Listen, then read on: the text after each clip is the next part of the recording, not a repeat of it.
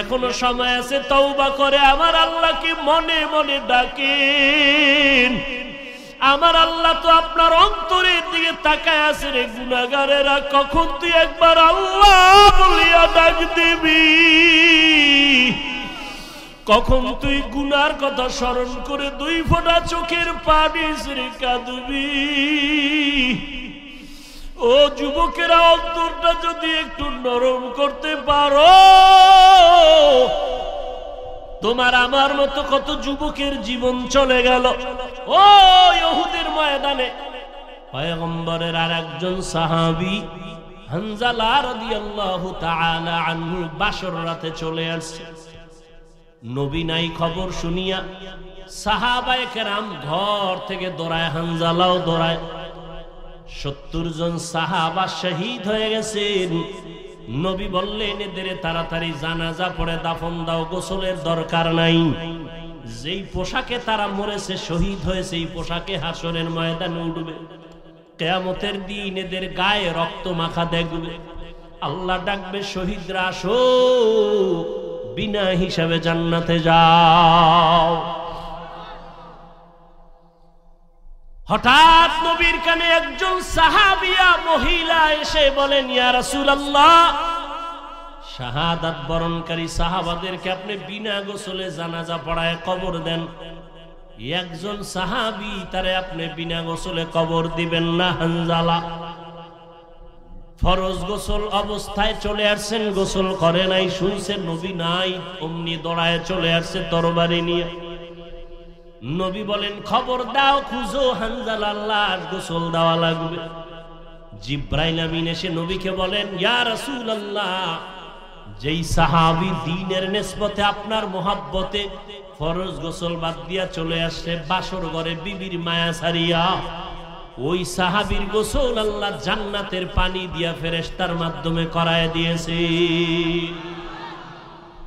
রাহমাতুল লিল আলামিন এমন আদর্শ নিয়ে দুনিয়াতে আসলেন, যেই মক্কার মানুষ ছিল পৃথিবীর নিকৃষ্ট, লম্পট, চরিত্রহীন, খারাপ, ওই জায়গায় আমার নবীকে আল্লাহ পাঠাইলেন।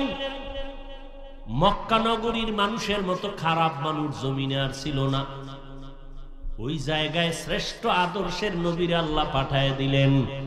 13 বছরের মেহনতে মক্কার মানুষগুলো জান্নাতি মানুষ হয়ে গেছে।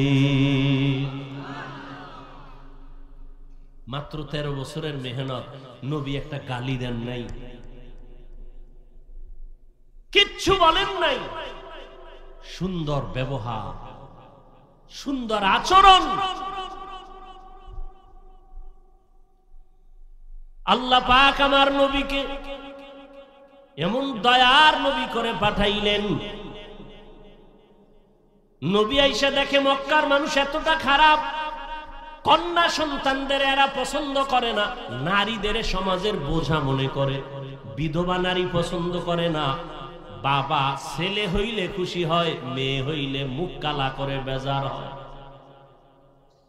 এমন কি মেয়েকে জ্যান্ত দাফন করে, হত্যা করে বাবা। ওই সময়ে রাসূল আসছেন, কন্যাদেরকে পছন্দ করে না। এই বাপ কি মনে করেন ভালো না জালেম? সেই রাসূলের যুগের 2-1টা জালেম এখনো আছে না নাই? ছেলে হলে খুব খুশি, মেয়ে হলে কষ্ট পায়। স্ত্রীর সাথে রাগ করে কথা বলে না, মেয়ে হলো কেন? তো মেয়ে হলো কেন, এটা স্ত্রী কি জবাব দিবে? স্ত্রীর কোনো হাত আছে এখানে? লিল্লাহি মুলকুস সামাওয়াতি ওয়াল আরদ ইয়াহাবু লিমান ইয়াশাউ ইনাসান ওয়া ইয়াহাবু লিমান ইয়াশাউ যুকুর আও ইউযাওয়িজুহুম যুকরানাও ওয়া ইনাসা ওয়া ইয়াজআলু মান ইয়াশাউ আকিমা ইন্নাহু আলিমুন কাদির।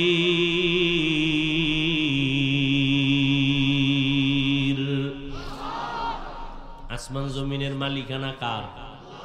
আল্লাহ বলেন আমার ক্ষমতা সব, আমি চাইলে কাউকে ছেলে দেই, কাউকে মেয়ে দেই, কাউকে দোনোটা দেই, কাউকে কোনোটাই দেই না।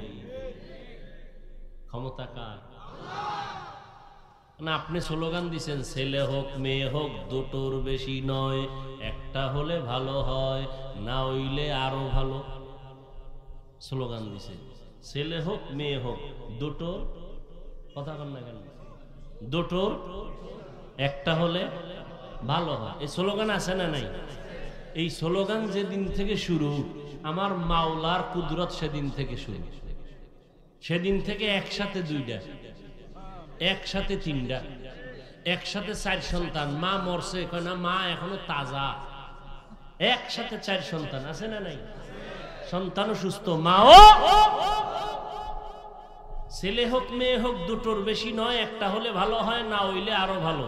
এটা বাইতুল মুকাররমের খতিবের স্লোগান, মক্কা মদিনার ইমামের স্লোগান, তা আমেরিকার স্লোগান, পশ্চিমা বেঈমানের স্লোগান, ইহুদি খ্রিস্টানদের স্লোগান। এই স্লোগান দিয়ে এরপরে আবার ট্যাবলেটও দিয়ে দিস, খাও, নিয়ন্ত্রণ করো। কি নিয়ন্ত্রণ? কয় জন্ম নিয়ন্ত্রণ।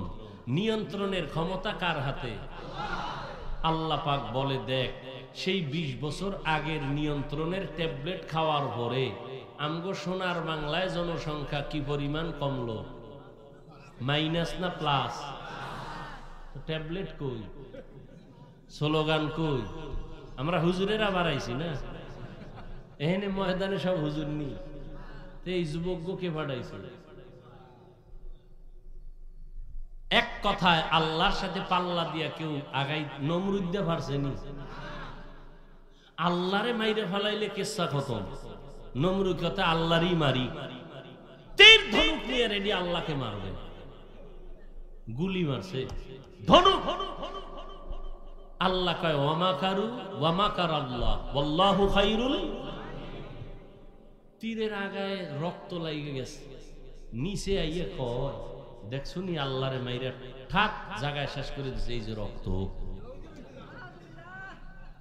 এত পাওয়ারফুল নমরুদ, ওরে মারার জন্য কোন বাহিনী লাগছে? বলেন, এই জালেমরে শেষ করছে একটা অসুস্থ মশা, সাথে জুতা মোবারক। ঠিক নি? মাথার ভিতরে গিয়ে মশা আশ্রয় নিছে, ফাঁকে ফাঁকে একটা মিস কল দেয়। নমরুদ্দের চান্দি গরম। কত কবিরাজ, কত আয়ুর্বেদিক, কত ডাক্তার, ঔষধ, কোনটাই মাথা ঠান্ডা হয় না। হঠাৎ করে জুতার সাথে মোলাকাত, মাথা হিমেল হয়ে গেল। নমরুদ কারে, আমার ভাইয়ের ভিতরে যে ঔষধ আছে আমি তো জানি না, জুতা লাগাইলি মাথা ঠান্ডা। যত একটু বাড়ি মারে আরো ঠান্ডা, বাড়ির পাওয়ার ওজন বাড়ায় দেয় আরো ঠান্ডা। এই জুতার বাড়ি দিলেই মাথা ঠান্ডা। কেমন সান কপাল! এই কপাল কি সবার হয় না? আল্লাহ মাঝে মাঝে জুতার সাথে মোলাকাত করায়, সান কপাইল্লা দেয়। বুশের গালে জুতা লাগছে, সাংবাদিক বলে কাইফা হাল, ডোন্ট মাইন্ড। জুতা খায় কেমন লাগলো? বলে কিচ্ছুই মনে হয় না, এটা আমার গণতান্ত্রিক অধিকার। নমরুদ্দা জুতার বাড়ি দিলে মাথা ঠান্ডা। কেমন কপাল আর কেমন ঔষধ! এটা তো আর কোনো বানানো ঔষধ না, আমাদের ইতিহাস তো ইসলামে আছে। এখন জুতার বাড়ি কে দিবে? আলাদা কর্মচারী রাখো, বেতন দিয়ে, কামি হইলো বেতন নিবে, জুতার বাড়ি নেবে। জুতার বাড়ি দেয় একজন, দেয় ওর বাথরুমে যাওয়া লাগবে না তো? স্যার আমি বাথরুমে যাবো, আর একজন রাখতে হবে, আমি একা পারি না। এবার ডবল কর্মচারী, ওর কাজ কি? জুতার বাড়ি। নমরুদ্দের ডাক দিয়ে কয়, যত জোরে মারবি বাড়ি, বেতন বাড়ায় দেয়। আল্লাহর কুদরত কত কঠিন! আল্লাহ চাইলে মুহূর্তে সব কিছু করে দিতে পারে।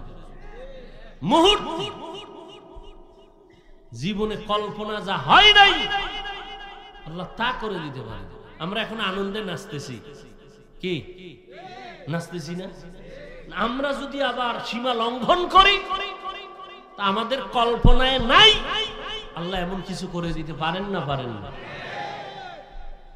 যেমন এই বাইতুল মাকদিস, ফিলিস্তিনের ইতিহাস আমি ছাত্রদের ক্লাস করাই।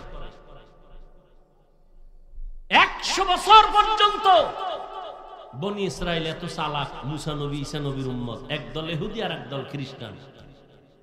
আল্লাহ এদের দিলেন নিয়ামত, নবীদের দেশ বাইতুল মুকাদ্দাস। এরা জুলুম শুরু করলো, নবীর গায়ে হাত তুললো। যেই জাতি নবীর গায়ে হাত তুলে, যেই উম্মত আলেমদের বিরুদ্ধে যায়, ওদের অভিশপ্ত জীবন নেমে আসে মুহূর্তের মধ্যে। যে যুগে নবী নাই, ওই যুগে উম্মতের পথ প্রদর্শক উলামায়ে কেরাম, সেই আলেমদের উপরে যখন কারো হস্তক্ষেপ হবে, তখন এটা আসমান থেকে ফয়সালা নেমে আসবে। আল্লাহ দেখেন না, দেখেন না? আপনাকে চৌক আছে দেখার মতো?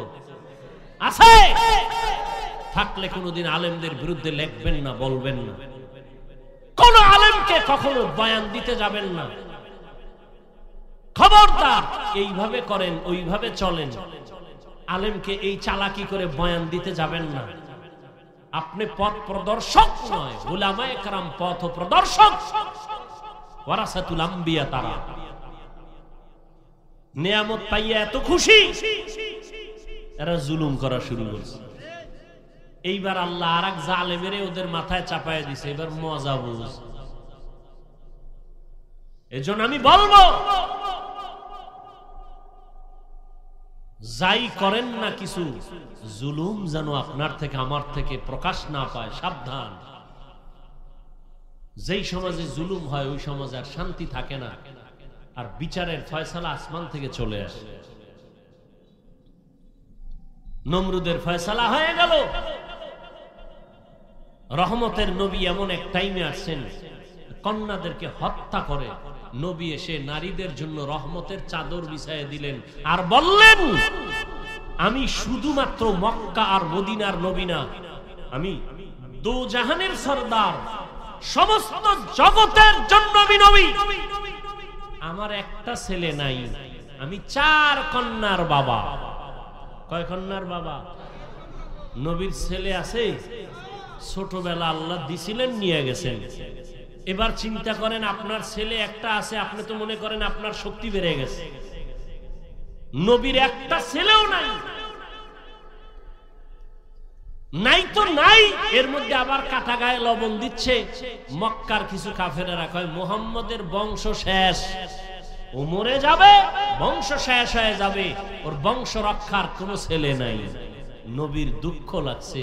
আল্লাহ কয়, নবী, আমি আপনার ডাইরেক্ট ছেলে না দিলেও এমন ব্যবস্থা দিছি, কিয়ামত পর্যন্ত আপনার প্রশংসা থাকবে সবার মুখে। ইন্না আ'তাইনা কাল কাউসার, আমি আপনাকে কাউসার দিলাম। কাউসারের এক অর্থ হলো রুহানি সন্তান। যদিও নবী ঔরাত জাত, সন্তান নাই, কিন্তু গোটা দুনিয়াতে ১৫০০ বছর পরেও রুহানি সন্তানের অভাব নাই দুনিয়াতে। আজও রাসূলের বিরুদ্ধে কথা বলে কেউ নিস্তার পায় না। রুহানি সন্তানেরা মাথা উঁচু করে আন্দোলনে নেমে পড়ে। রাসূলের দুশমনরা কেউ মাথা উঁচু করে দাঁড়াতে পারে না, কোরআনের বিরুদ্ধে কথা বলে দাঁড়াতে পারে না, ইসলামের বিরুদ্ধে কথা বলে দাঁড়াতে পারে না, কিয়ামত পর্যন্ত পারবে না ইনশাআল্লাহ। এমন রহমতের নবী বলেন, আমি 4 কন্যার বাবা। আর কন্যার বাবাদেরকে বলে দিলেন, এই কন্যার বাবারা, একটা কন্যা পেয়েছো তো একটা জান্নাতের মালিক হয়ে গেছো। সুবহানাল্লাহ। না, 2টা কন্যা পেয়েছো, 2টা জান্নাতের মালিক হয়ে গেছো। তার মানে যারা কন্যা পাইছো, তোমার ঘর রহমতে ভরপুর হয়ে গেছে। তাসনিমা কয়, নারীদের উপরে আল্লাহ জুলুম করছে, আল্লাহ বড় জালেম। দেখেন কি পরিমাণ অপরাধের কারণে দেশেও আর থাকার কোনো সুযোগ। ভাইরা আমার, আল্লাহ পাক নবীর মাধ্যমে মক্কা নগরীটাকে এত সুন্দরভাবে সাজায় দিলেন। ওই আদর্শ আজকে যারা পালন করে ১৫০০ বছর পরে, আজও তারা শান্তিতে আছে, সম্মানে আছে। নবী বলেন, আমি 4 কন্যার বাবা। ও কন্যার বাবারা, একটা কন্যা যদি পাও একটা জান্নাতের মালিক হয়ে যাবে। কন্যাদের অধিকার আল্লাহ বাড়ায় দিলেন নবীর মাধ্যমে। রহমতের নবীর 25 বছর বয়স, রহমতের নবী হিসাবে কত পাওয়ার। আবার আল্লাহ তাকে আলাদা স্পেশাল পাওয়ার দিলেন, নবীকে আলাদা। 25 বছরের কালে নবীর কত পাওয়ার যৌবনের। এই যুবকেরা, নাস্তিকদের জানায় দাও 25 বছরের যুবক আমার নবী, তার শক্তি কত, যৌবনের পাওয়ার কত। যুবকেরা টের পাওনি? কি টের পাবো? মোবাইলে সব শেষ, সবগুলো হারবালের রোগী হয়ে গেছে সব। 25 বছরের যুবক, ফুটন্ত গোলাপের মতো চেহারা, আর চেহারা সব কার্টুন হয়ে গেছে, কার্টুন। সারাদিন কার্টুন দেখতে দেখতে আর মোবাইলে সারা রাত সজাগ থেকে উল্টা পাল্টা রাস্তায় ঘুরতে ঘুরতে শরীর শেষ, যৌবন শেষ, জীবন শেষ, চেহারার মধ্যে কোনো নূর নাই। কে বলবে এই কথা? কে বলবে এই কথা? আর ওদিকে ওপেন চ্যালেঞ্জ দিয়ে রাখছে বাসের সাইনবোর্ডে লাগায়। ওটি এমন বেহায়া, নির্লজ্জ। মানুষের লজ্জা শরম থাকবে না। রাসূল বলেন লা ঈমানা লিমান লা হায়া আলা, যাদের লজ্জা নেই ওদের ঈমান নেই।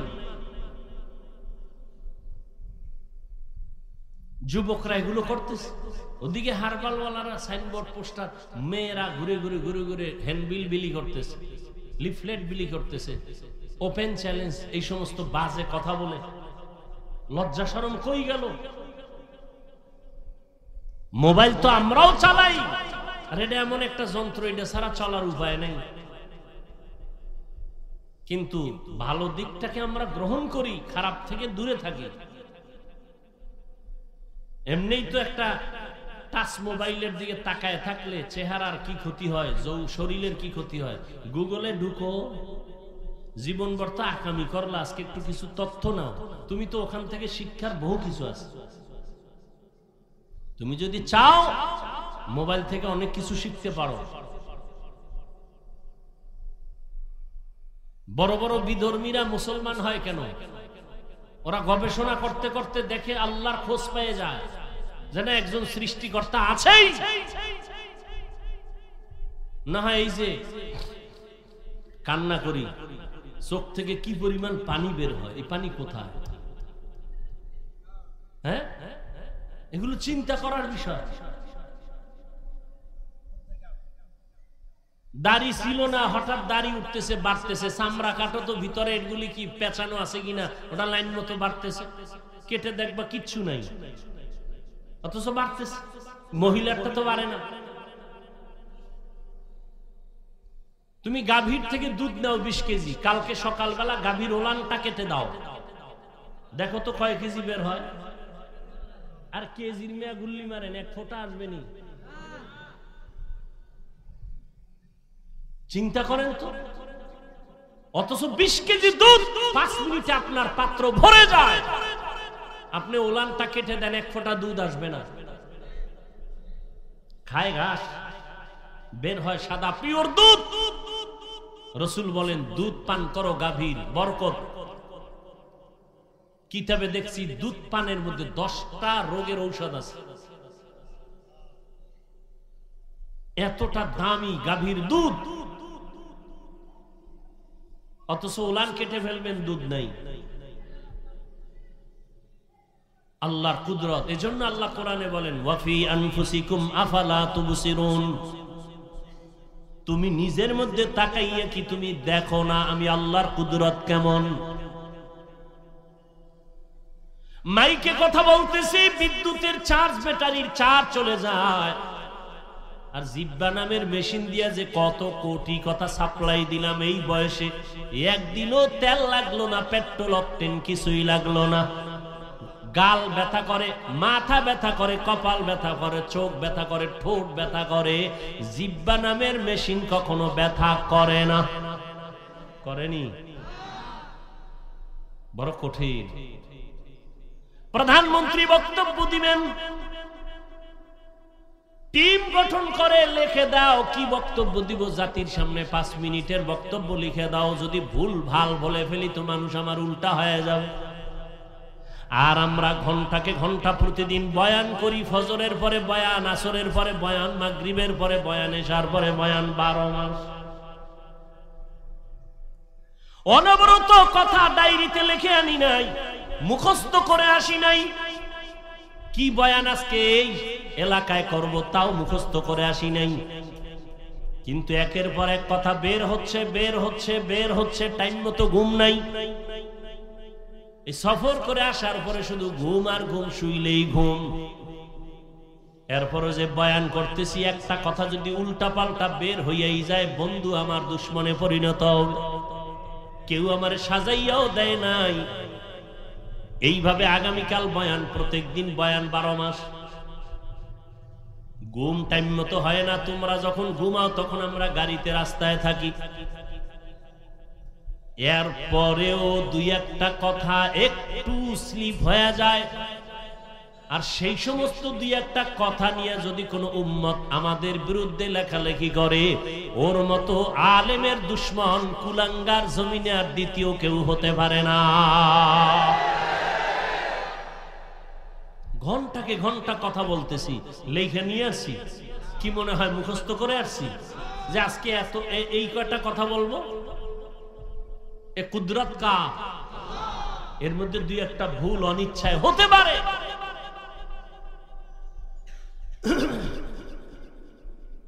তুমি এইসব বলো না। তুমি এত বড় বুদ্ধিজীবী, লাকুম দীনুকুম ওয়ালিয়া দীন, বুখারীর হাদিস কইয়া লাইছো। হ্যাঁ, ঈদের নামাজের জানাজা বানায় লাইছো, আছে না নাই? হ্যাঁ, আল্লাহ আমাদের হেদায়েত দান করুন। কষ্ট হইতেছে, আর একটু সামনে আগাবো। ঘুমাবা নয় তো গরমে মোবাইলই চালাবা, আর কি হবে। হায় হায় হায়, ওয়ামা আরসালনাকা ইল্লা রাহমাতাল লিল আলামিন।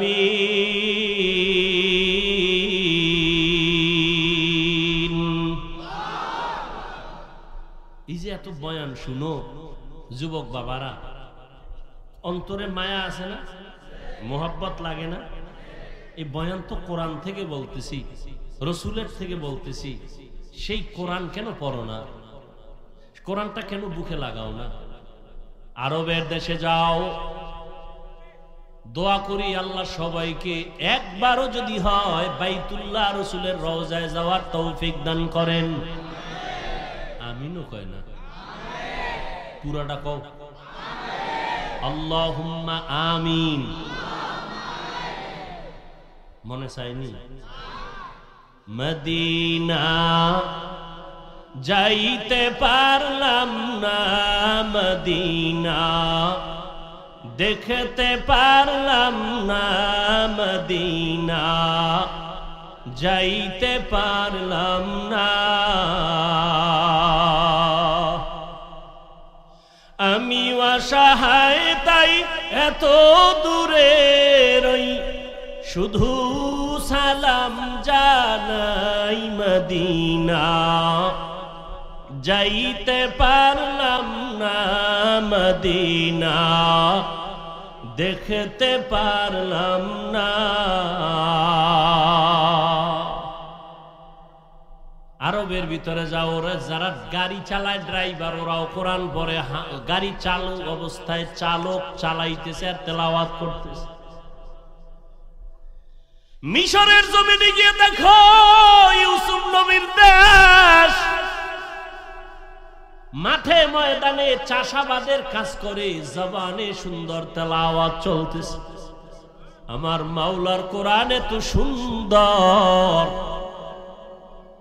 এটা শুনতে যেমন মজা, দেখতেও তেমন মজা, পড়তেও তেমন মজা। কেন বাবা কোরআনটা বুকে লাগাও না? তুমি ইঞ্জিনিয়ার হও, ডাক্তার হও, কোনো বাধা নাই, হও, দোয়া করি, তবে আল্লাহর কোরআনটা সিনায় লাগাইও। আজকে কি তুমি দেখো নাই ভার্সিটির ভিসি নামাজের ইমামতি করে, তেলাওয়াত না শিখলে পারতুনি। তুমি ডাক্তার হও, কিন্তু এমন সাহস তুমি রাখো তুমি মুসলমান, তুমি ডাক্তারির চেয়ারে বসিয়াও জানো ইমামতির যোগ্যতা তোমার থাকে। যেখানে যাবে তুমি নামাজ পড়াবে, মধুর তেলাওয়াত শোনাবে, তখন সবার দিল থেকে দোয়া আসবে যে ডাক্তার হইয়াও তেলাওয়াত এত সুন্দর, ইঞ্জিনিয়ার হলেও তার তেলাওয়াত এত সুন্দর। এ যদি ইমামতি করার যোগ্যতা রাখে, জাতি শিখবে আর জানবে যে মুসলমানকে পিছে ফেলার কোনো রাস্তা নাই। তুমি ডাক্তার হও, ইঞ্জিনিয়ার হও, আল্লাহর কোরআন পড়ো, জুমার খুতবা দেওয়ার মতো যোগ্যতা তোমার ভেতরে অর্জন করো, নামাজের ইমামতি করার মতো যোগ্যতা অর্জন করো। ইমামতির যোগ্যতার সব থেকে বড় যোগ্যতা হলো বিশুদ্ধ কোরআনের তিলাওয়াত। আরবের ড্রাইভারেরা তেলাওয়াত করে, সাধারণ মানুষ কোরআন পড়ে। কোরআন শিখতে 20 দিন লাগে। কয়দিন? 20 দিন মানে 20 ঘন্টা। 20 দিনের 20 ঘন্টা লাগে। মাত্র দৈনিক 1 ঘন্টা টাইম দাও, 20 দিনে কোরআন শিখে ফেলবা ইনশাআল্লাহ। বহু সময় নষ্ট করছো এদিক সেদিক, কোরআন শিখতে 1 ঘন্টা টাইম দাও, ফজরের পরে না হয় এশার পরে, সুযোগ মতো দাও না, দেখবা আল্লাহর প্রতি মায়া, ইবাদতে মায়া বেড়ে যাবে। রহমাতুল লিল আলামিন নারীদের ইজ্জত রক্ষা করার গিয়া বাবাদের বললেন নারীদের আর হত্যা করা যাবে না, কন্যা হত্যা করা যাবে না। নবীর আদর্শ বাস্তবায়ন করতে গিয়া দান দান শহীদ করেছেন। তারপরেও নবী কোনদিন জিদের বশবর্তী হয়ে রাগ করে কারো উপরে জুলুম করেন নাই। আর ওই নবীর আদর্শ পালন করে সাহাবায়ে কেরাম সারা দুনিয়াতে এত দৃষ্টান্ত স্থাপন করেছেন যে আজকে সাহাবায়ে কেরামের আদর্শ নিয়ে দুনিয়ার মানুষ তার জীবনকে সুন্দর করে। রাসূলের জন্য নিবেদিত প্রাণ সাহাবায়ে কেরাম,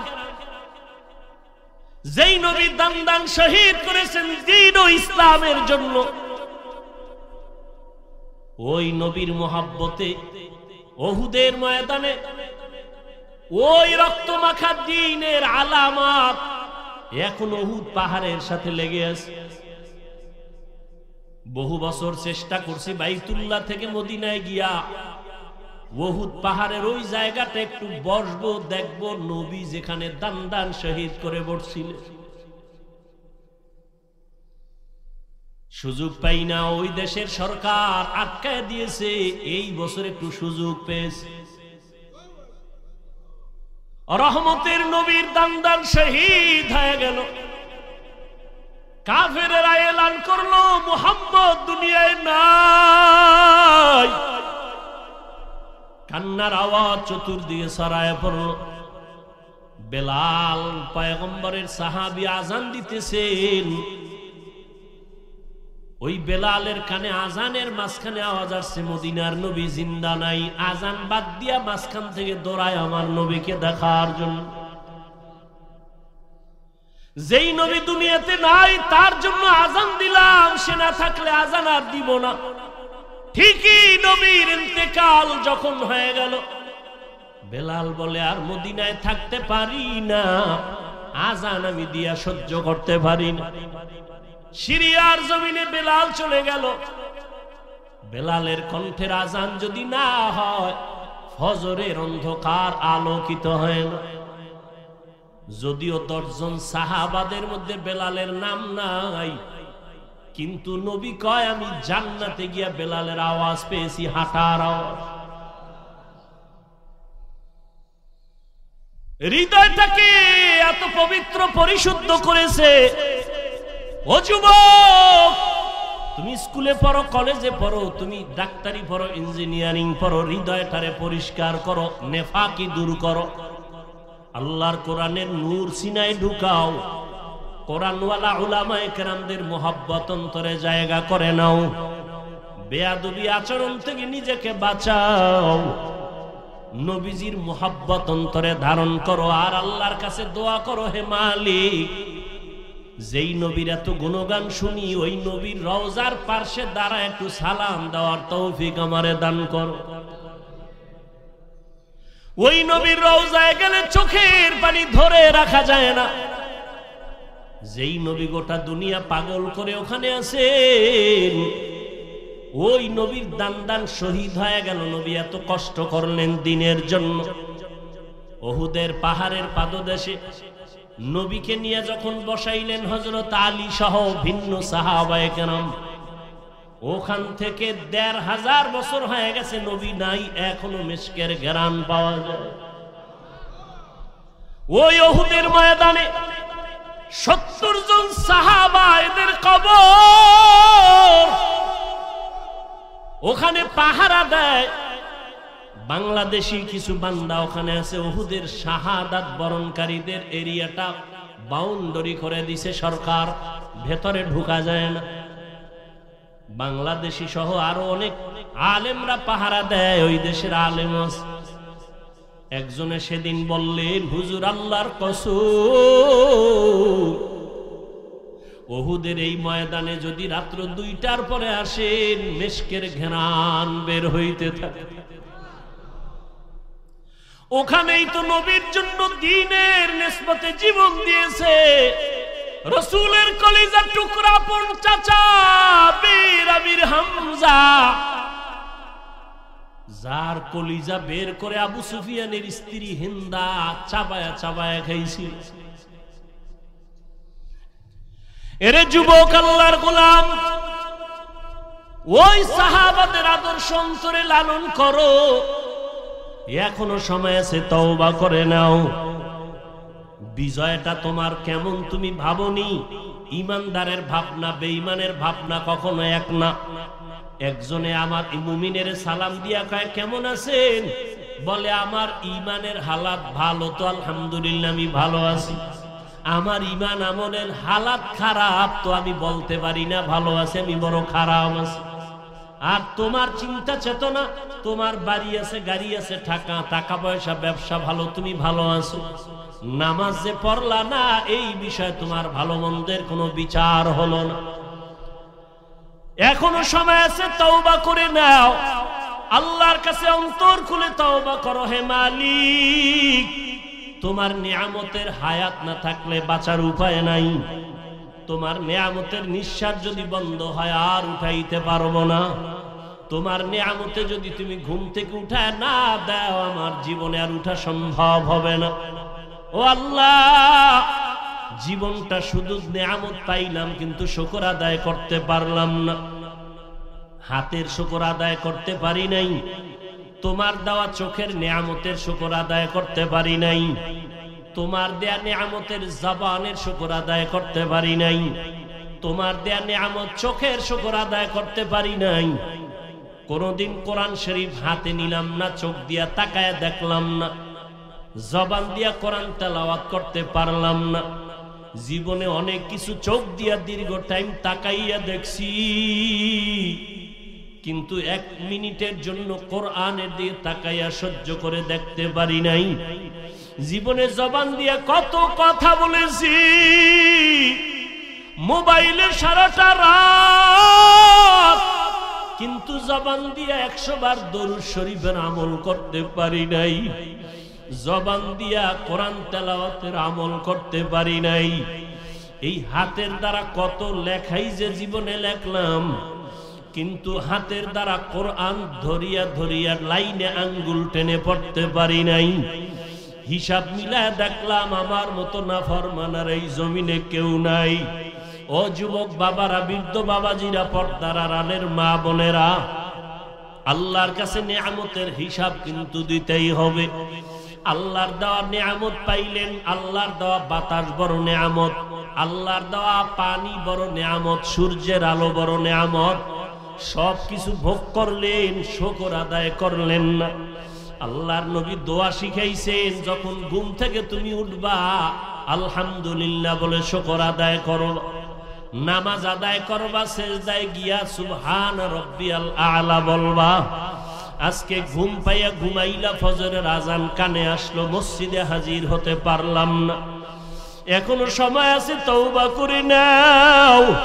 কত আল্লাহর বান্দার খবর পাই, নিজেও নামাজে ফজরে যায় না, অনেক ভাড়াটিয়ারা যেতে চায়, গেটের চাবি দেয় না নামাজে যাওয়ার জন্য। ও হতভাগা কপাল পোড়া ঘরের মালিক, এখনো সময় আছে, পায়ে হাত রেখে বলি তওবা করে ফিরে আসো। তোমার ঘরের ভাড়াটিয়া এমন হওয়া চাই যে 5 বেলার নামাজে জামাতে যাবে, এমন একজন কর্মচারী তুমি বাড়ির মধ্যে রেখে দাও, কাজের মানুষ, যে তোমার ভাড়াটিয়াদেরকে 5 ওয়াক্ত নামাজে ডাকবে, চলো নামাজের সময় হয়ে গেছে। তোমার ঘর আমার আল্লাহর রহমত দ্বারা ভরপুর হয়ে যাবে, ফেরেশতারা পাহারা দিবে। ও যুবক বাবারা, স্কুলে পড়ো, ব্যবসা করো, মাওলার কোরআন তেলাওয়াত করো, দোকানে বসে আছো, বাজে কথা না বলে, মোবাইল না দেখিয়া দরুদ শরীফ পড়ো, ইস্তেগফারের আমল করো। পর্দার আড়ালের মা বোনেরা, ফজরের নামাজ পড়ো, সূরা ইয়াসিনটা তেলাওয়াত করে নাও, যোহরের নামাজ পড়ে সূরা ফাতিহা তেলাওয়াত করে নাও বা সূরা আর রহমান।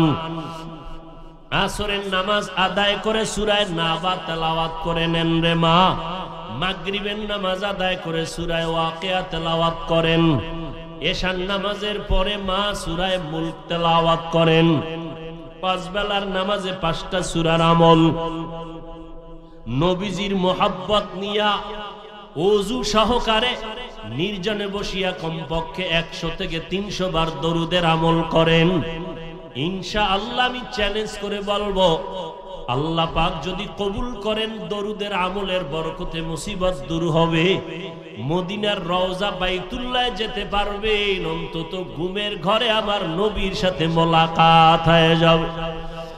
পানির নিচে যুবকের লাশ, গাড়ির নিচে যুবকের লাশ, এই আন্দোলনে কত যুবকের লাশ চলে গেল। ও আল্লাহর বান্দার, আগুনে পুড়িয়া কত লাশ চলে গেল, পানি বন্যায় কত মানুষ চলে গেল। তুমি আমি রাতের বেলা ঘুমাইব, রাতের বেলা ঘুমের পরে সকালে উঠার কোনো গ্যারান্টি নাই। ঘর থেকে বের হয়ে যে রাস্তায় যাও, ঘরে আসার কোনো গ্যারান্টি নাই। ও আল্লাহর বান্দারা, এখনো সময় আছে, 2 ফোঁটা চোখের পানি ছেড়ে গুনার কথা স্মরণ করে তওবা করো। মনে মনে আল্লাহকে বলো, আল্লাহ তোমার কোরআনটা বুকে লাগায়া জবানে তেলাওয়াতের তৌফিক দাও। স্কুলে পড়ো, কলেজে পড়ো, চাকরি করো, বাধা নাই, কোরআন তেলাওয়াত বন্ধ করবা না। মনে মনে আল্লাহকে বলো, আল্লাহ আমি স্কুলে পড়ার কারণে কোরআন থেকে অনেক দূরে সরে গেছি, আজকে থেকে আমি চেষ্টা করব তোমার কোরআনটা শিখার জন্য, তেলাওয়াতের জন্য। ও আল্লাহ, আমি স্কুলে পড়িয়াও নামাজ আর ছাড়ব না। আয় আল্লাহ, জবানকে হেফাজত করব।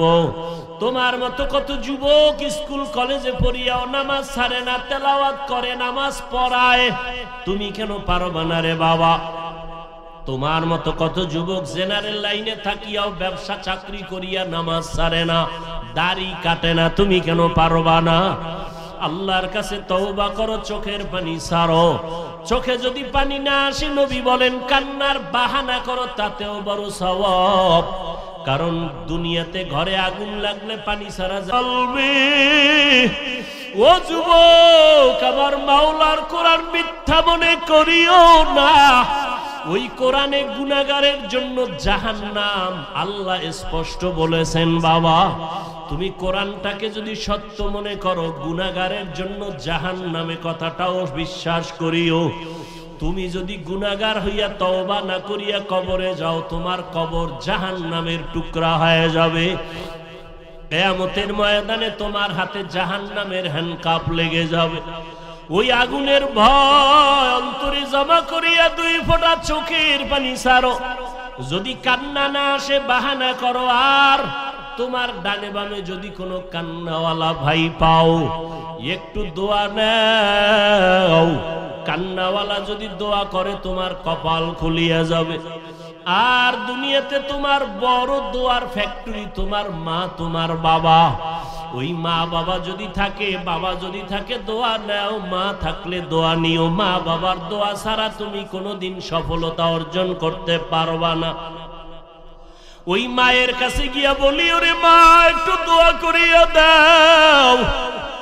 রসুলের রওজার কিনারায় দোয়ায় দাঁড়াইলাম একটা যুবক, আমার দেশে বাড়ি, গলা যারা কাঁদে আর কয়, হুজুর আমার মা নাই, আমি বড় অসহায়।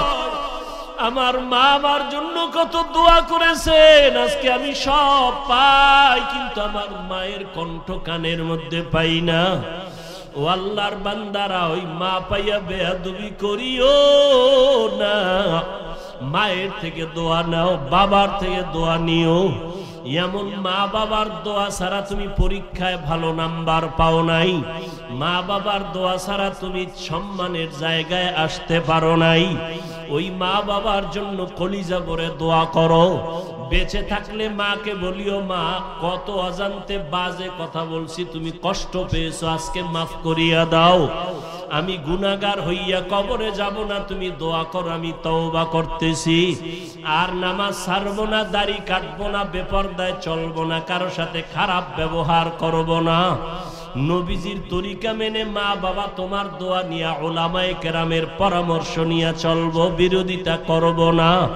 তওবা করার মতো যদি কারো অন্তর তৈরি হয়, তওবার খাঁটি নিয়ত যদি থাকে, দুটো হাত আমার আল্লাহকে দেখায়া দাও। আয় আল্লাহ আমাদের হাতগুলো কবুল করে নেন। আয় আল্লাহ আমরা গুনার থেকে তওবা করতেছি, আর গুনাহ করব না। আয় আল্লাহ আর আপনার নাফরমানি করব না। উলামায়ে কেরামের পরামর্শ নিয়ে মা বাবার দোয়া নিয়ে চলবো। আমাদের তওবা কবুল করে নেন। নবীজির সুন্নাত অনুযায়ী চলার তৌফিক দান করেন। তওবার উপরে মজবুত হয়ে চলার তৌফিক দান করেন। আমিন। আলহামদুলিল্লাহি রাব্বিল আলামিন।